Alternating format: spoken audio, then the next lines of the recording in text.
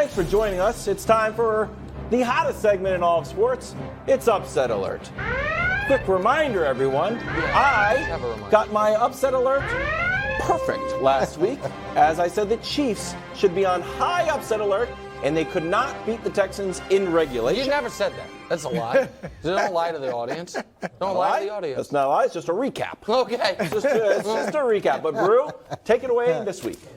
All right, you guys know I've already said the Eagles will beat the Dallas Cowboys. Yes. My headline for this is Minshew hurts Cowboys. He loves this. Did you get it? Minshew hurts Cowboys. That is a nice play on words. Yes. Capital H. Could be a great back page.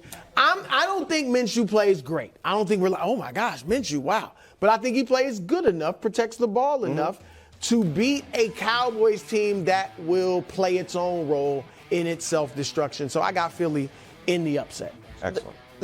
Can we stay here for a second on that?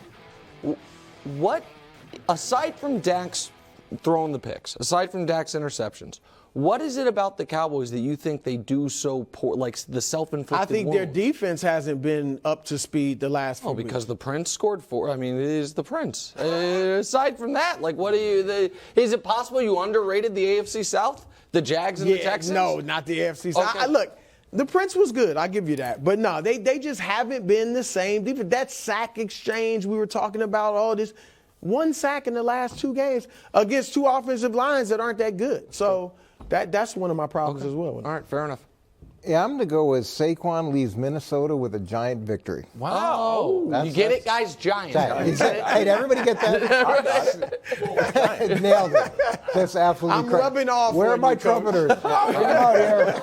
He really wants the I'm leaving on a high note. Okay, Coach.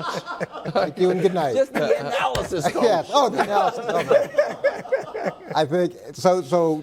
Brian Daboll's done a great job all season long. He's done a great job not just with the team, but he's done a great job with Saquon Barkley. And there were a lot of questions on whether or not he was done, whether we'd seen his best days. And that's the way they're going to finish the season as well. I think it's going to be a creative and aggressive plan, running the football, riding Saquon. And we're not going to see what happened last week happen to the Giants if they get ahead. Now, I don't know if they'll get 33 points ahead, but I think Brian has another rabbit to pull out of his hat, Brian Daboll. And he'll get the victory. The flip side of the game real quick. If you were on the Vikings coaching staff, how are you feeling the day after that Colts game? Like, because I feel like there's kind of mixed emotions there. Here's what I'll tell you is that when you lose a close game or lose any game, you feel terrible. Terrible. And if you win a game, even though there's been a million mistakes, it's great. So regardless of the fact that you have so much coaching to do to not let that happen again, and you've got so much to work on, you still feel great with the fact that you figured out a way to rally the team at halftime and do what they did. Yeah. It's pretty incredible. The comeback's unbelievable. Falling down 33 points to the Colts is a disaster. Not great. But the fact that they didn't give up and that they made those plays, and it's not even like they played perfect in the second half. They threw a late fourth quarter interception, and they still came back. But it also allows you now, as you go into the future games, if you're ever behind, everybody thinks we can do this. Oh, I like that. So it gives you that ability to think you can pull it out in the end. It's never over. All right, now the main event. Okay, now it's time for the Puxatawny Phil of football to make his upset alert. And if you haven't noticed, there's been a little bit of tension in the segment between Upset Alert, which is my baby, and Nick's Picks, which is kind of like the dessert on the segment. Like, oh, this is good. Some ice cream.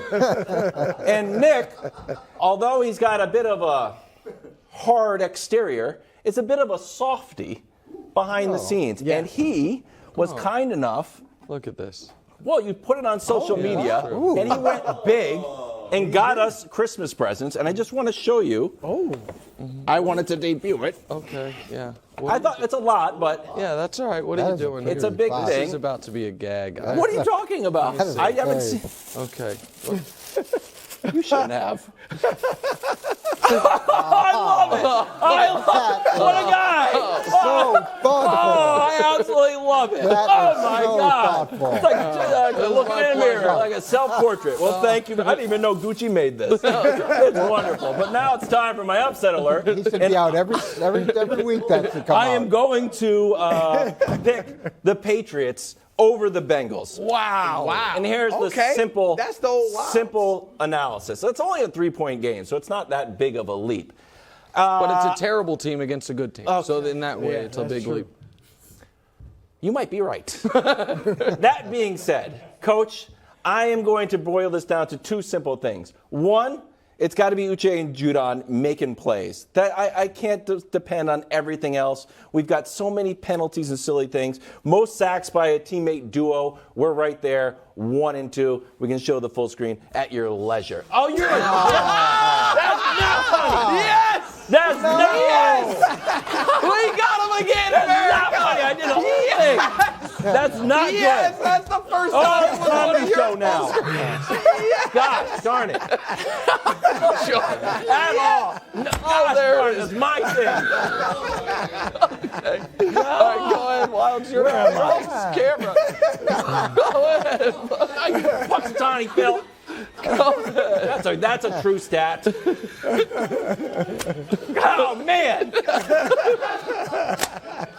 The other thing that's happening, Coach, is that we keep on making silly mistakes. We got a ton of penalties. We're calling timeouts and taking touchdowns off the board, and we got the worst play in the history of the NFL. So I just need Judon and Josh to get the job done and let everything else just play normal football. Don't do anything that, gets us on not top 10 or the weird part of Weird and Wonderful. Coach, can you just co-sign that, please? And don't put up the, No, look, they've got to, if they can disrupt the passer, which typically New England can find a way to do, they've got a shot in this game. Shot, or we that's can all win? they'll give. Well, I don't know if I'm going upset alert with you, okay. but I don't think you're crazy to think that can happen by any stretch of the imagination. All right, can I ask a quick question about? Sure. We don't need to show it, but the end of that football game just for a second, because it seems like my entire football life, and I think you agree with this analysis. I'm not sure. It's like a lot of penalties, a lot of mental mistakes. Yeah, not good. It's a sign of a poorly coached team. Facts. And the Patriots, one of the kind of the stalwarts of the era, has been situational execution, great on special teams, those types of things, right? Mm-hmm. So I don't imagine Belichick all of a sudden stopped paying attention to those things. But in that game, they had a pump blocked, right, where a guy just totally forgot somebody. At the end of the game, you have as big of a mental error as possible. Is that coaching still? Like, how can a Patriots team do that many unpatriot-like things and it not be on Bill and the staff? Like, how do you explain it? Look, it's on everybody, and what you got to look at over the course of time, they've done a better job than anybody of having consistency in that area, of not beating themselves. But when there's staff attrition, the way that they had the attrition last year, I don't know how many coaches left the staff, and new guys come in, and even if they've been in the system, there's going to be some growing pains. And New England does a better job than arguably anybody else and anybody all time of limiting those things. And I think the frustration you see from guys like Edelman or other Patriots who talk about it is that it isn't characteristic of what a Patriots team looks like. It's like if I'm a new coach on the staff and I go up to Belichick like, penalties, for or against. Like, I don't get how it's. No, it's not. It's not like they're not addressing it. Here's the other thing I will say about New England. In some places, they'll overlook things. When you get those things, it's gonna be addressed. It's gonna be addressed immediately, and they're gonna work to correct it. This is to me an aberration, not necessarily a trend. Wildes, what's the time for now? It's time for Nick's picks. Make some money, everybody. The hottest segment, literally, in sports entertainment right now. Look at the record, guys. That's a perfect 3-0 week. Perfect. Check marks are good. On the season, 22-15-2. That's a media best 59.5% against the spread. Documented. Last 18 picks.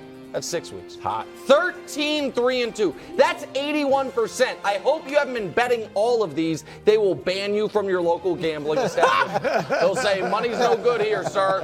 We got 3 more winners for you. Let's go. Cleveland laying less than a field goal. All right, so here's the deal. The Saints won last week. Their coach is Dennis Allen. That means they're not winning this week. What do I have to document that? His entire coaching career. Dennis Allen's won back-to-back once in his career. Not going to happen again this week. It was 43 games ago, by the way. Deshaun Watson also, by the way, while he has not been good, has gotten slightly better each week as he gets some of the rust off. Myles Garrett is going to strip sack Andy Dalton at least once in this game. And it's going to be windy and rainy. Nick Chubb's going to feast on this Saints defense. We will go Cleveland laying the less than a field goal, 2.5 points. Next, Raiders plus 2.5 against Pittsburgh. Oh, Nick, the Steelers are hot. Are they? Or did they play Matt Ryan and Jeff Saturday, Marcus Mariota, and Sam Darnold? I don't think they're quite that hot. It will be freezing cold in this game, which means Josh Jacobs is going to run that football. Josh Jacobs, by the way, sneakily alive for 2,000 yards. It would take 2 more great games, but it's on the board. Expect a big game from him, and Pittsburgh does not have a corner that can guard Devontae Adams. Las Vegas wins outright to keep their faint playoff hopes alive. And our last one, the Bears getting 8.5. Buffalo has one double-digit win since Halloween, and it was against the woebegone New England Patriots. They're going to be conservative with Josh Allen this game after he got beat up in the last game. No Mitch Morse. They're all pro center. That's a critical injury, and they might not have their 2 best interior defensive linemen in Ed Oliver and Jordan Phillips. Chicago, on the other hand, with the exception of the Jets game, they're playing teams close. 3-point loss to Miami, 1 point to Detroit, 3 to Atlanta. They were up 19-10 in Green Bay in the fourth quarter. 5-point loss to Philly. We're getting more than a touchdown, and Fields is going to break this season Lamar's single-season rushing record by a quarterback. He already has 1,000. He needs 207 more yards. We like the Bears to keep it within a score. So the Browns laying 2.5, the Raiders getting 2.5, and the Bears getting 8.5. That's another 3-0 week. That's Nick's picks, Kevin Wise. I love them. They're hot. I might bet all of those, Broussard, and get you a present. Get the winnings. Well, there you go. Well, I like that. He's going to be 2-1. Okay. The Bills. This is the week. The Bills look great. This is the week they look great. Talking about the Prince next. Oh, really? Where's the trumpeters? Okay.